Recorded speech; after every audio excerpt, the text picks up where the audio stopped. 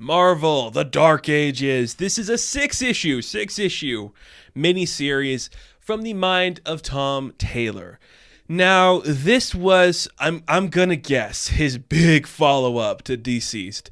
DCeased changed the game in terms of just, offshooting stories of characters and selling great. Zombies in the DC universe. It's fun. It's cool. He's not tied to any contract. So, Marvel's like, dude, you gotta do that for us. Come on, we need some of that moolah, baby. Get us in there. Give us our DCeased. We had Marvel Zombies years before this, but nobody remembers that. But now they will, because what if? And they will remember that. So he comes over to Marvel for a minute. He starts writing this series called Dark Ages.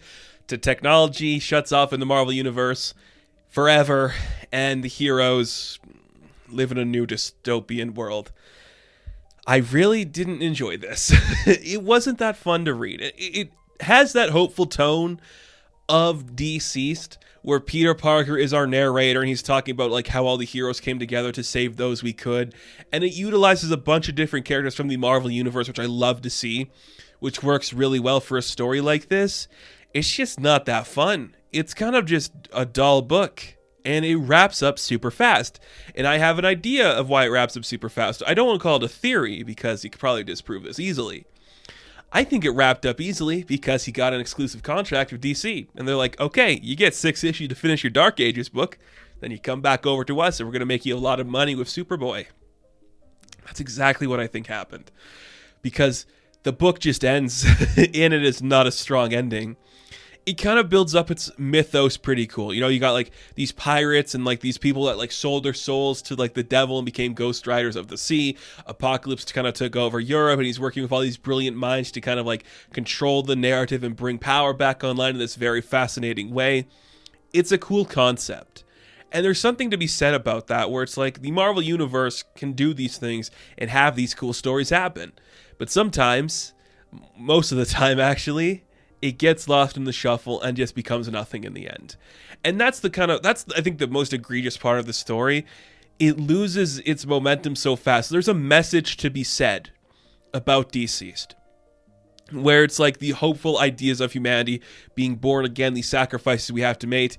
This kind of just like falls back into like the Marvel Zombies idea, where we're just going to kill people off for the sake of killing people off. Like, again, it's better than Marvel Zombies because it's actually pushing something and trying to say something.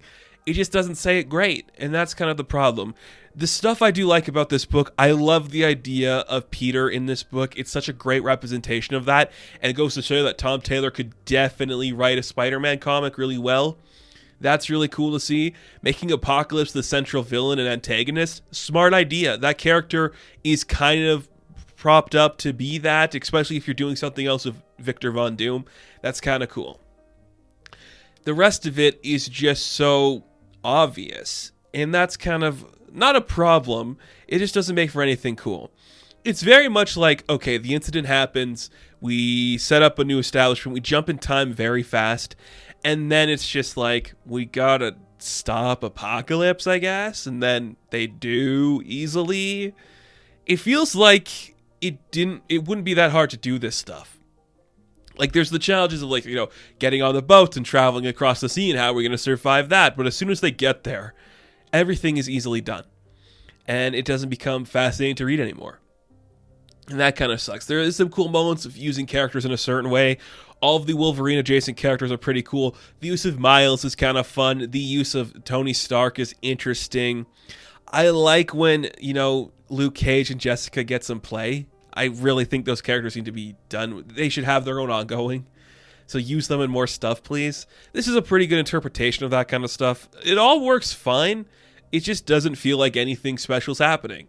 It feels like we're just looking at like a couple action figures moving around and someone's coming up with a story when you just pull figures out of your box and you're like, oh, Miles and the symbiote, they merge and they do this. And it's like, and it's like Storm's going to do this and down like that. And Beast looks like a big freak. I don't know. Another thing, this is one thing I did like about the book, and you could say this because they were under the thrall of Zebediah Kilgrave. all like the originally old smart people in the Marvel universe, like Reed and Beast and Tony, they're kind of like working with Apocalypse and like the next generation. Like Moon Girl, she's like on the good side. That's kind of fun because that'd probably be what happened. The old white dudes are the villains. Yes, they are. They're in Europe, baby. That's nothing, but I just thought that was an interesting touch. It's just pretty boring. And that's the worst part about any book like this, when it just doesn't have any cool ideas being presented to you. It's just a basic, bland piece of fiction with nothing special, nothing cool going on. That sucks. But hey, that's comics. Sometimes you have to take the bad ones and if the good ones and let some shit arise from it. So Dark Ages, I actually don't recommend reading it. It's an easy skip. There's nothing very special about it. If you like seeing an older Peter Parker, it happens a little bit, and then he's just kind of brushed to the sidelines for absolutely nothing. And then it just wraps up quickly because Tom Taylor got a DC exclusive deal. So read it or don't. There's literally nothing about this book that's really worth checking out. So Dark Ages, I'm going to give a 4 out of 10. Now, thank you guys for watching this review. Be sure to like and subscribe to the channel. As always, you can check me out on Instagram, TikTok, and Twitter. And as always, I will catch you in the next one. Have fun. Stay safe. Good luck.